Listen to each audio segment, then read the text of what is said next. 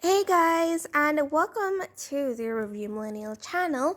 In this video, I'll be showing you how you can change the resolution of your video and also the frame rate of your video in CapCut when you export it. So you're just going to press over here at the top, and you are just going to press on it, of course, and then here's where you can change the resolution. This resolution is lower, this is higher. High definition, the ultimate viewing experience.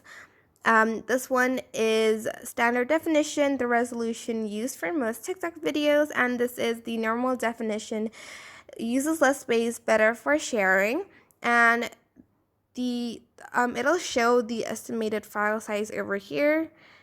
If I go higher, it will be heavier, and also the frame rate, 60 for a smoother playback, 24 it's less smooth. But as you can see, if I turn it down, the size of the file will be lower, and if I adjust it to higher frame rate, the file size will be larger. But yeah, that is basically it. I hope this tutorial was helpful. Don't forget to like, comment, share, and also subscribe to this channel if you haven't done that.